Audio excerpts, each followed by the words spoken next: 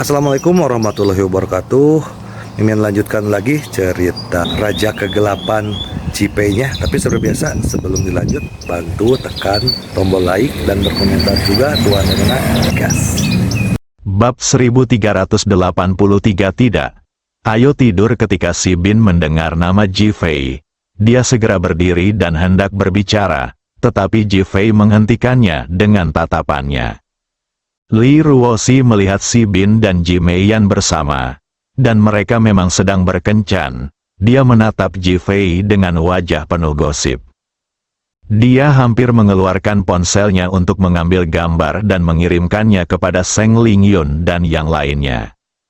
Ji Fei menatap Ji Meiyan sambil tersenyum. Apakah ada yang ingin kau bicarakan padaku? Ji Meiyan sekarang sangat gugup dan bahkan malu. Tetapi dia sangat bertekad dan telah mengambil keputusan. Dia harus mengambil inisiatif untuk berbicara. Jika tidak, orang lain akan curiga bahwa dia pelin-pelan. Dia mengangkat tangannya dan menunjuk Si Bin. Ji Fei, dia pacarku. Aku mencintainya. Kakakmu Si Bin, jangan datang. Aku tidak ingin melihatnya. Aku mengatakannya dengan sangat keras dan tegas. Seolah-olah aku tidak berbohong. Si Bin tercengang. Bagaimana kamu bisa bilang kamu mencintai dirimu sendiri tapi tidak ingin melihat dirimu sendiri? Ji Fei hampir tertawa terbahak-bahak saat mendengar ini. Melihat ekspresi serius Ji Meiyan, dia bahkan ingin mengangkat tangannya untuk menyentuh dahinya untuk melihat apakah dia demam. Bagaimana saya bisa mencintai Si Bin tetapi tidak melihat Si Bin? Fiu, Li Ruoxi tertawa terbahak-bahak, menatap Ji Meiyan dan bertanya, apakah kamu mencintai Si Bin atau membenci Si Bin? Ji Meiyan merasa kesal dengan penampilan Ji Fei dan Li Ruoxi. Apa maksud mereka? Apakah mereka mengejeknya? Dia tidak dapat menahan diri untuk tidak berkata dengan keras. Omong kosong, aku benci Si Bin dan tidak ingin melihat Si Bin.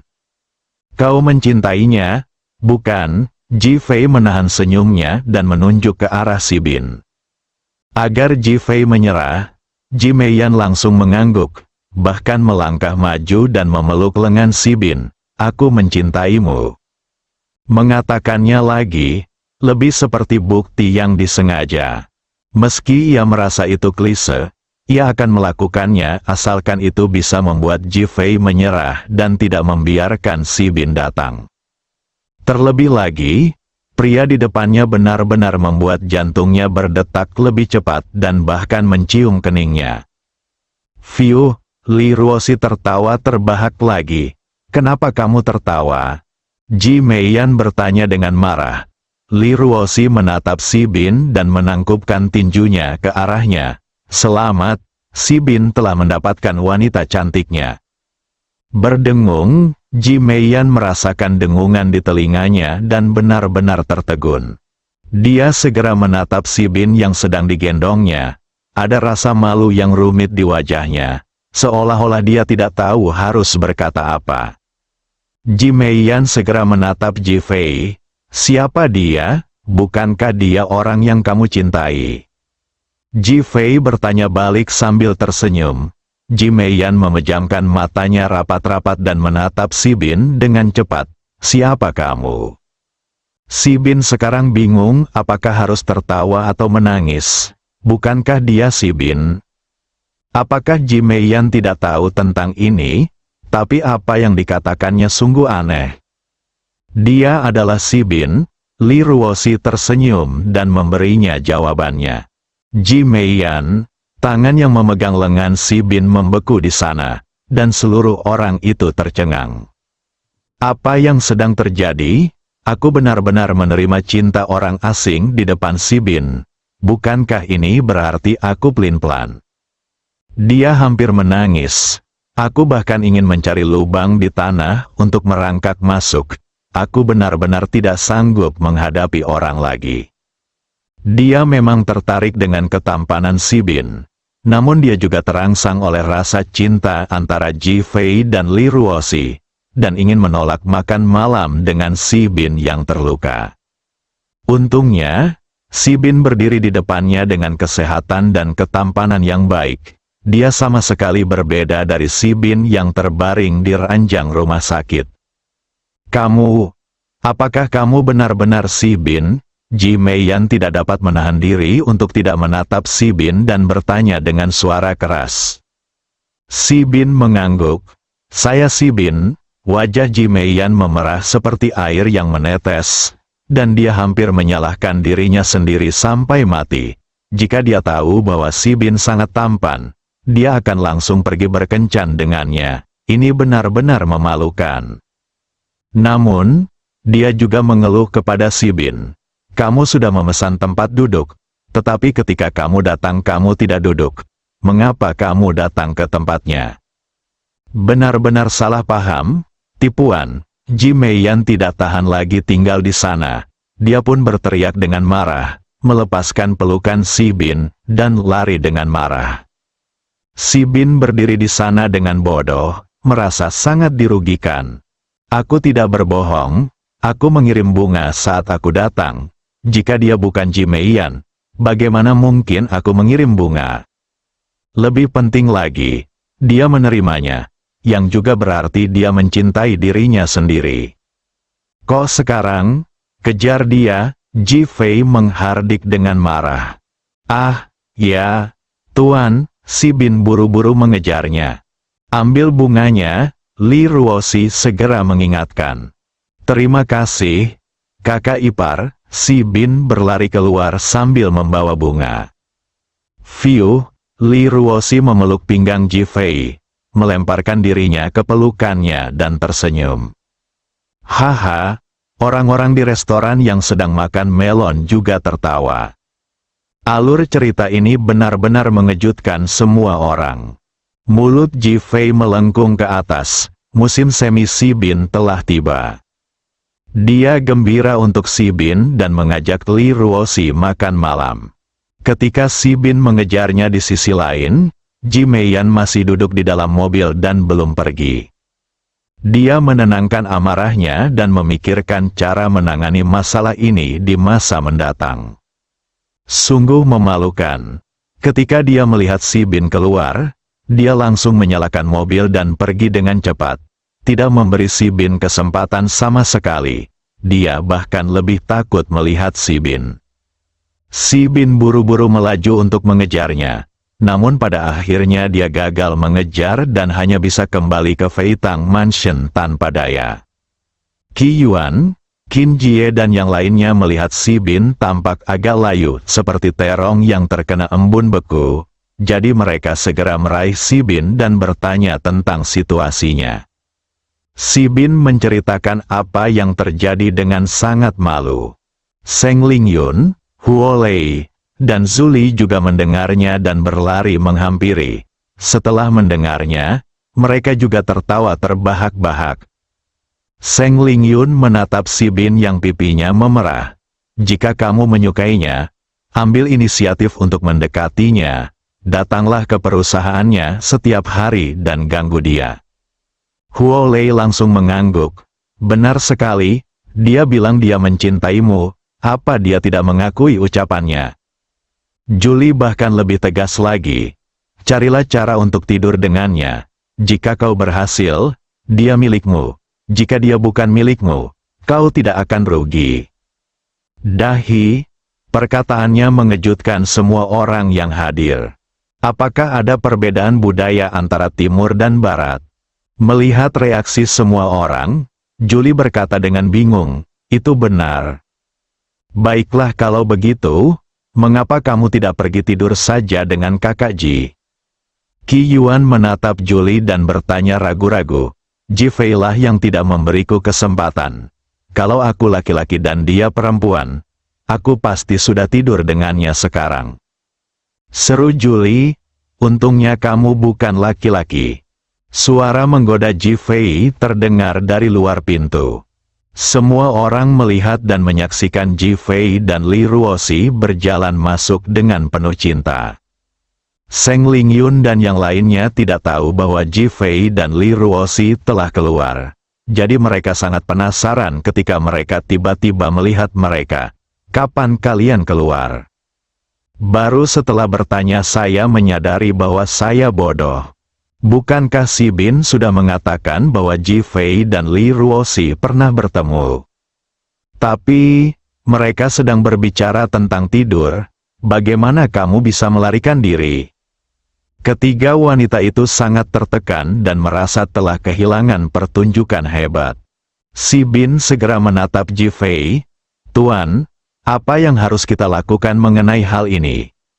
Lakukan saja apa yang mereka katakan. Ji Fei mengangkat tangannya dan menunjuk ke arah Seng Lingyun dan para wanita. Dia baru saja mendengar semuanya. Ketika ketiga wanita itu mendengar persetujuan Ji Fei, mereka tampak sangat gembira. Tetapi tak lama kemudian mereka menjadi sedikit malu. Terutama Seng Lingyun. Dia mengatakan pada si Bin bahwa dia bergantung padanya, bukankah dia juga bergantung pada Ji Fei? Dia segera menatap Ji Fei. Namun Ji Fei hanya cemberut pada si Bin dan berkata, "Kalau kamu tidak bisa terus-terusan menggangguku, tidurlah saja denganku." Dahi, Ji Fei, pergilah ke neraka. Seng Lingyun merasa malu dan bergegas menuju Ji Fei.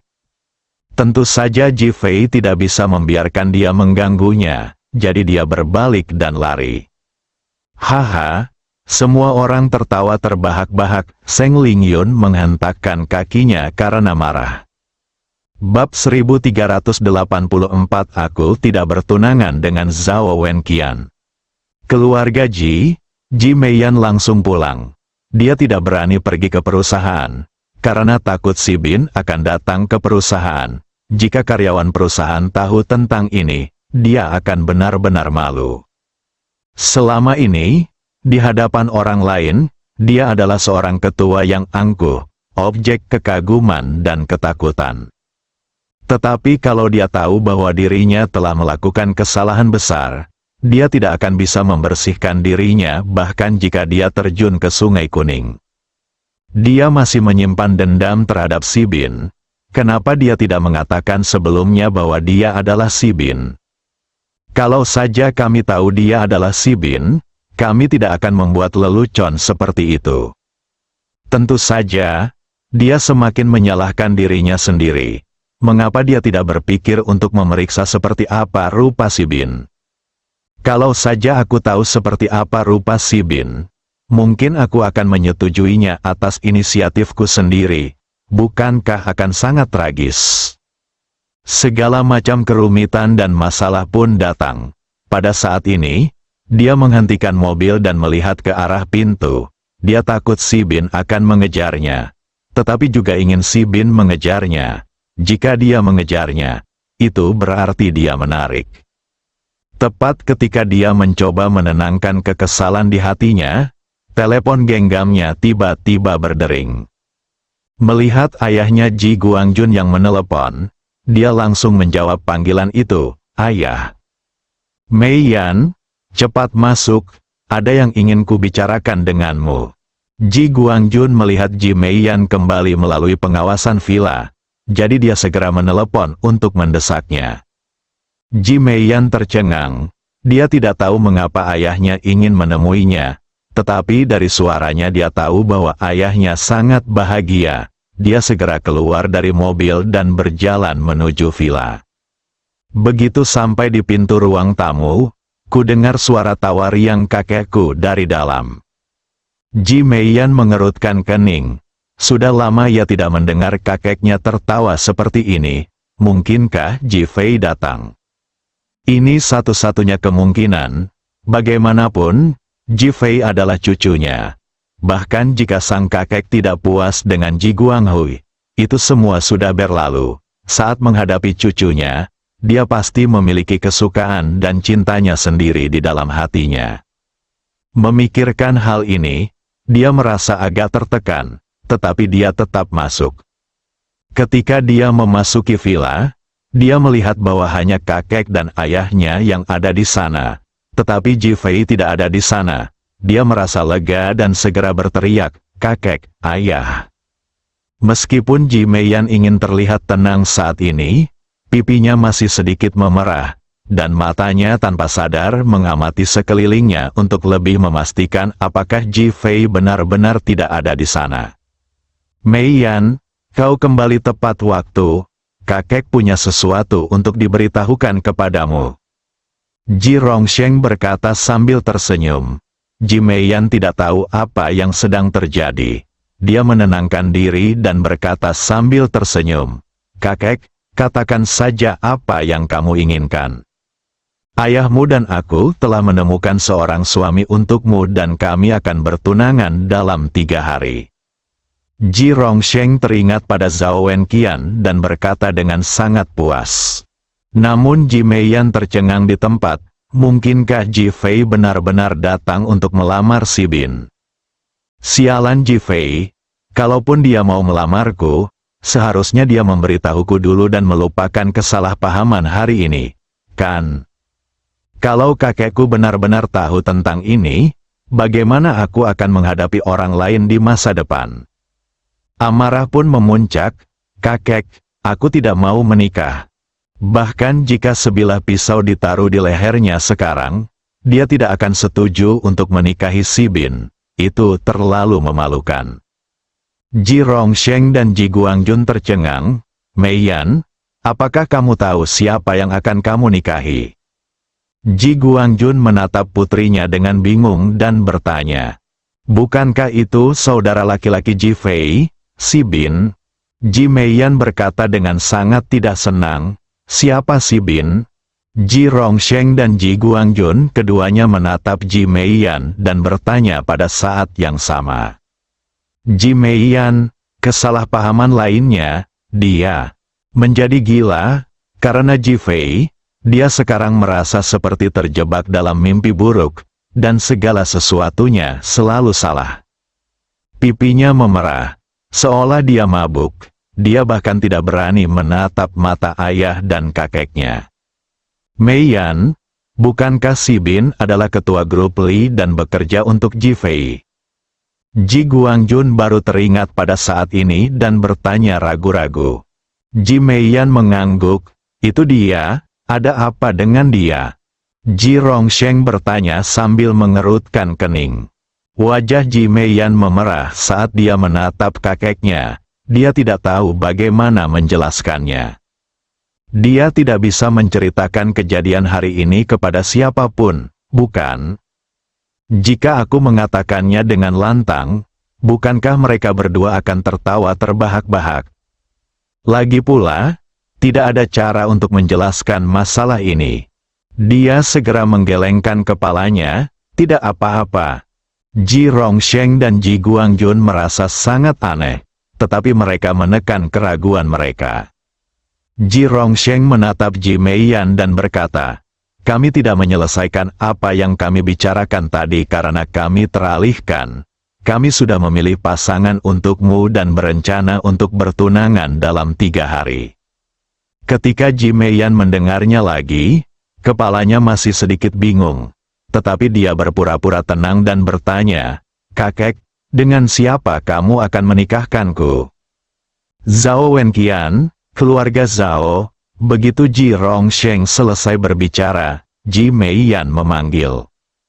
Dia memang mengenal Zhao Wenqian, dan Zhao Wenqian memang pria yang dapat dibandingkan dengan si Bin, baik dari segi penampilan maupun kemampuan. Namun, dalam hatinya, keluarga Ji tidak akan pernah berhubungan satu sama lain karena perselingkuhan antara Ji Guanghui dan Zhao Mengchen. Bagaimana mungkin dia bisa menikah? Dia segera menggelengkan kepalanya, kakek, kurasa ini tidak mungkin. Ji Rongsheng mengangkat alisnya, kenapa? Ada perseteruan antara kedua keluarga kita. Ji Mei Yan berkata cepat, haha, sudah hilang, benar-benar hilang. Ji Rongsheng teringat akan komunikasi terakhirnya dengan Tuan Zhao, dan semua dendam masa lalu pun sudah sepenuhnya terselesaikan. Mengapa itu hilang? Ji Mei Yan bahkan semakin bingung. Ji Fei adalah cucu dari keluarga Ji dan cucu dari keluarga Zhao, jadi kita adalah satu keluarga. Sekarang kamu akan menikah dengan Zhao Wenqian. Ini adalah pernikahan yang sempurna. jadi tidak ada kebencian. Ji Rongsheng menjelaskan sambil tersenyum. Apakah kamu mengenali Ji Fei sebagai cucumu? Seru Ji Meiyan. Mana kebenciannya, kamu masih sepupu Ji Fei. Ji Guangjun berkata sambil tersenyum. Ji Rongsheng sudah yakin. Dan sekarang dia tahu bahwa keluarga Ji sama sekali tidak tertarik pada Ji Fei. Sekarang, apakah akan menyambut Ji Fei kembali ke keluarga Ji tergantung pada suasana hati Ji Fei. Adapun keengganan Ji Guangjun sebelumnya untuk menerima situasi dan bahkan ketakutannya bahwa putrinya akan kehilangan posisi ketua, tampaknya sangat menggelikan sekarang. Ji Meiyan tercengang, menatap ayah dan kakek di depannya, dia tidak tahu harus berkata apa. Dia juga menganggap Ji Fei sebagai musuh dan mengakuisisi grup Tianhua, ingin menjadi musuh Ji Fei. Sekarang, dia dan Ji Fei telah berdamai dan mereka adalah sebuah keluarga. Ini bukankah tadi aku marah tanpa alasan? Lebih memalukan lagi jika memikirkan bagaimana dia menyinggung Ji Fei karena amarahnya dan pergi berkencan dengan Si Bin, yang berujung pada kesalahpahaman. Apalagi sejak dia dicium oleh Si Bin dan dia bilang mencintai Si Bin. Kalau sampai ini sampai ketahuan, bagaimana mungkin dia bisa menghadapi orang-orang?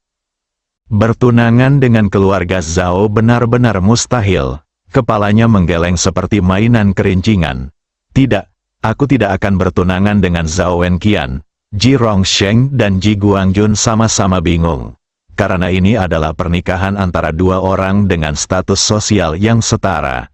Dia menatap Ji Meiyan dengan bingung. Bersambung.